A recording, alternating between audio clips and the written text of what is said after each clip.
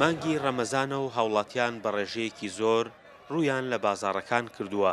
ئەوان دەڵێن هەرچەندە دۆخی داراییان باش نییە، بەڵام خواست لەم مانگەدا بۆ کاڵەکان زیاترە. دەڵێن نرخەکان بەرزبوونەوەیان بە خۆیانەوە بینیوە. بەڵێ بێگومان بە شێوەیەکی گشتی ئەگەر سەرنجێکی بازار و دوکاندار و عەرەبانەکان بین ئابینین کە نرخەکان بەرزبوونەوەی بەخۆیە بینیوە. ئەمەش بەڕای من بۆ چەند هۆکارێکە گەڕێتەوە. یەکێک لەو هۆکارە سەرەکیانە ئەو بەرزبوونەوەی نرخی دۆلارە لە بازاڕەکە لە پڕ کتوپڕ بەبێ ئاگاداری و خۆشداری هاوڵاتیان بەرزبوونەوەی بەخۆیە بینی. یەکێک تر لەو هۆکارانەوەیە کە بەهۆی هاتنی مانگی ڕەمەزانەوە بینین خواستێکی زۆر لەسەر زۆرێک لە کاڵاکان پیا بۆ بەگشتی و هاوڵاتیەک دەڵێن نرخی دۆلار بەرز بووتەوە.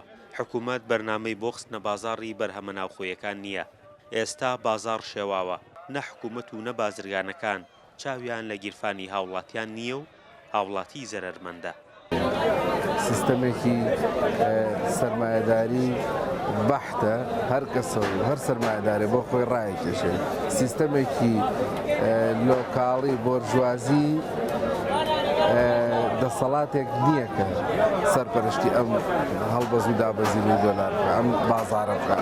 بازار جگە لەوەی دەسەڵاتێکی ئەوێ، دەسەڵاتێکی ئابووریەوێ، دەسەڵاتێکی سیاسیشی ئەوێ بە یەکسانی ئەوەی داهاتەیە کە دابەشیکا بەسەر هاوڵاتیان.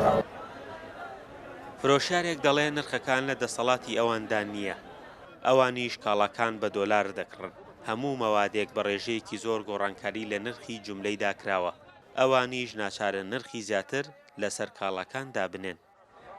بەداخەوە بەهۆی بەرزبوونی نرخی دۆلارەوە شمەک و کاڵەکان لە مانگی ڕەمەزانە زۆر گران بووە. بۆ نمونە کیلۆیە فاسۆلیا ئەمە ئەماندا بە 2000 لە بەڕووی فەردەی بە 38000 تا 40000 ئەمان کڕی.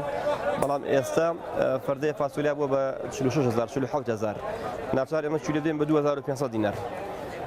بە هەمان شێوە هەموو شتەکان بۆ منە شەربەتی سانکوێ کارتوانی 6 دانێتیا بە 29000 بوو، ئێستا بە 31000 ئابووریناسێک دەڵێ لەبەر ئەوەی هەردوو حکوومەتی ناوەند و هەرێم پشت بەهێنانی کاڵا لە دەرەوەی خۆیان دەبەستن، ناتوانن کۆنتڕۆڵی نرخەکان بکەن.